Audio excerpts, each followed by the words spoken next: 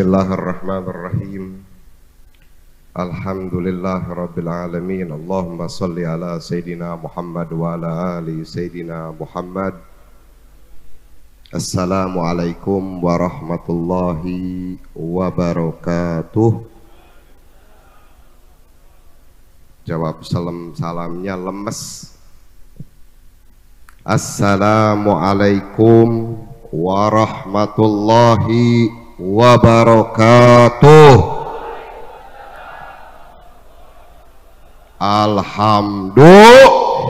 Alhamdulillahirabbil alamin. Masya Allah, ini yang hadir penuh. Yang saya hormati dan yang saya muliakan, Al-Habib Bagir bin Hasan bin Syekh Abu Bakar, Habib Muhammad bin Syekh Abu Bakar, serta semua para habaib yang tidak bisa disebutkan namanya satu, tidak mengurangi rasa hormat saya sedikit pun. Kita doakan mudah-mudahan para habaib kita, kiai kita, ustadz kita dipanjangkan umurnya ku Allah, amin. Disehatkan badannya, amin, amin.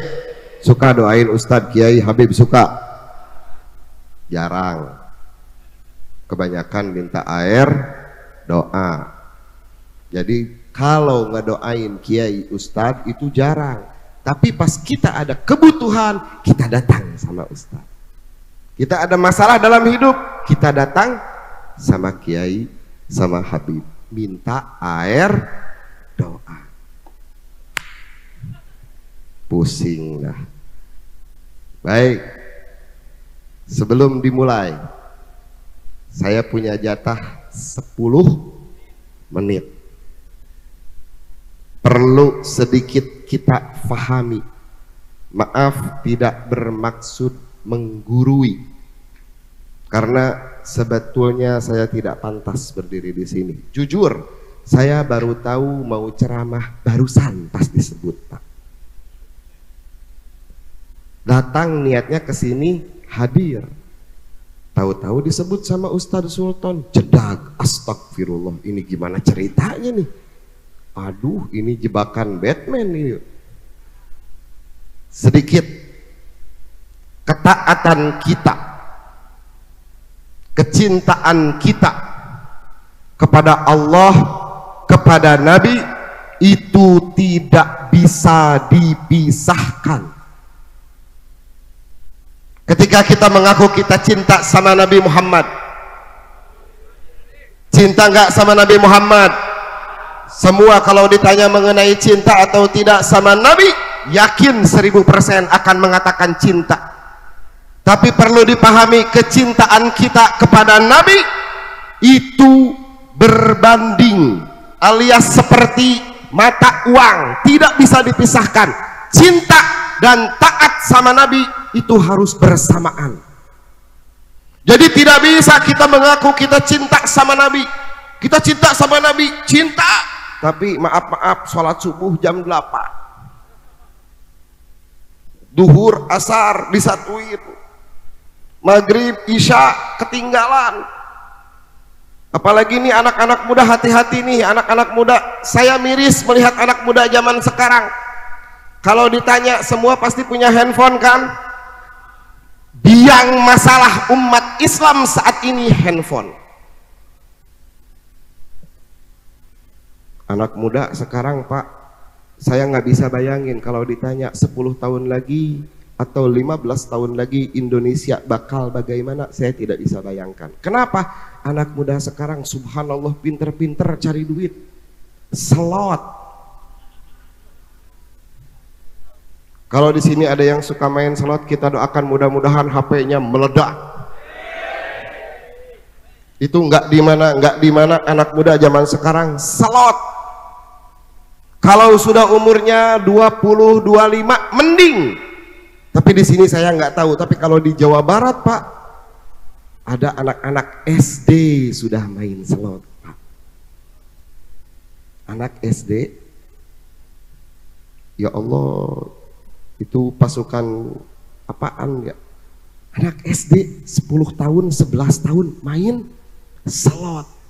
Kita nggak bisa bayangin kalau Anda SD sudah main slot, gedenya ini gimana ini anak?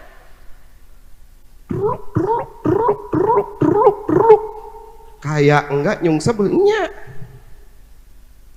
Nah, makanya hati-hati nih.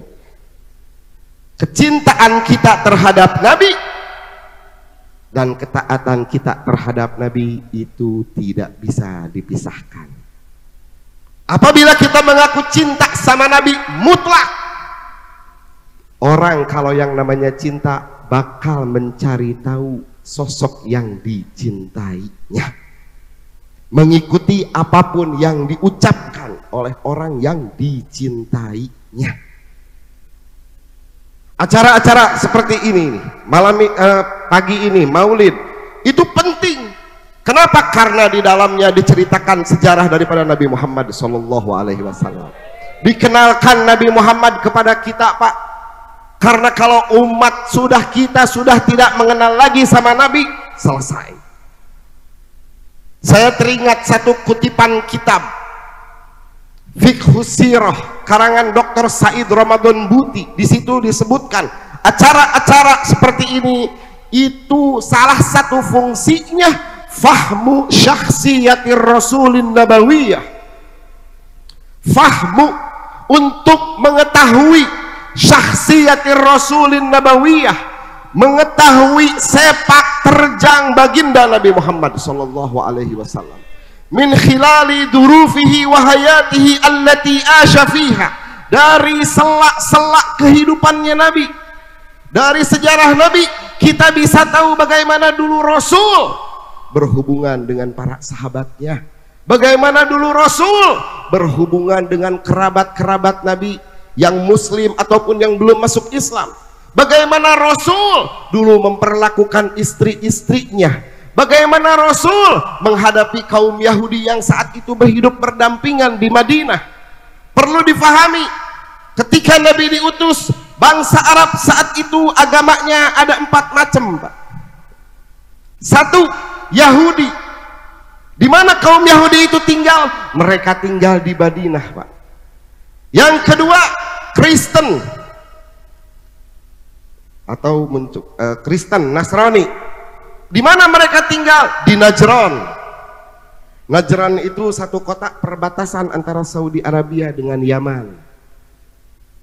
Yang ketiga, mereka penyembah berhala total.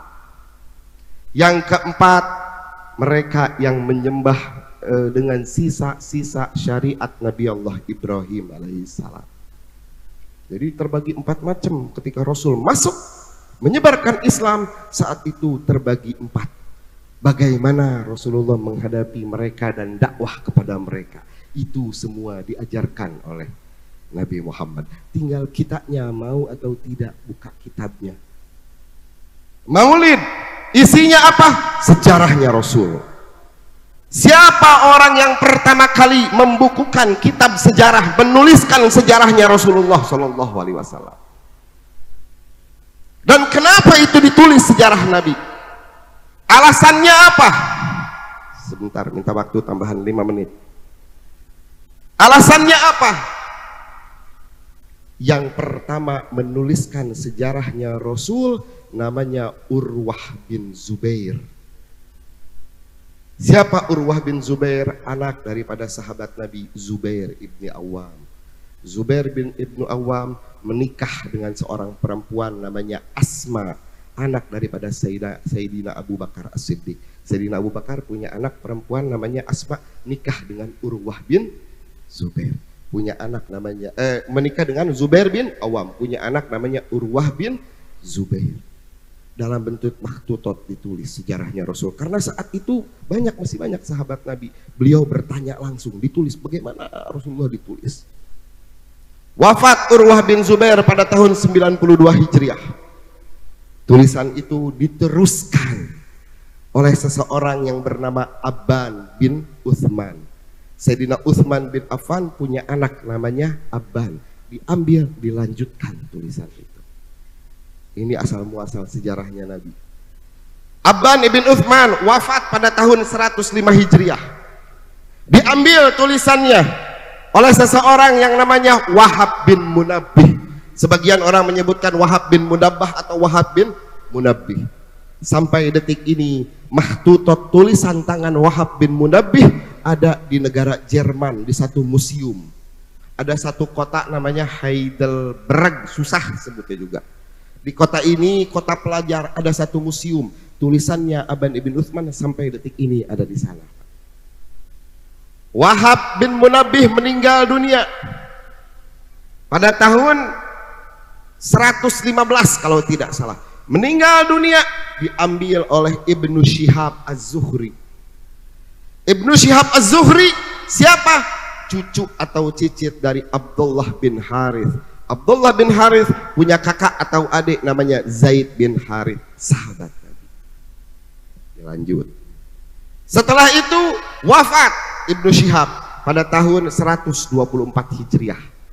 Diambil lagi tulisan itu, dilanjutkan oleh Syarhabil Ibnu Sa'ad keturunan Persia, ditulis, Pak. Andaikan 5 orang ini tidak mencatat sejarah Nabi, mungkin saat ini kita tidak akan tahu sejarahnya Rasulullah SAW. Dan pertanyaannya, kenapa itu sampai ditulis? Dulu, di zaman dulu, Urwah bin Zubair yang pertama kali mencatat melihat saat itu kondisi umat Islam sudah carut marut, Pak.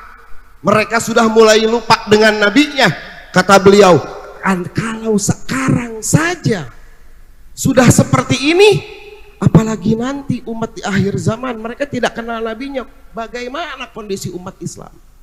Makanya ditulis, Pak, pentingnya kita belajar sejarah Rasul untuk menumbuhkan rasa cinta kita kepada Nabi Muhammad SAW.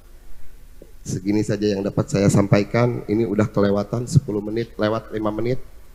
Hadzal minni wa billahi taufiq wal hidayah. Assalamualaikum warahmatullahi wabarakatuh.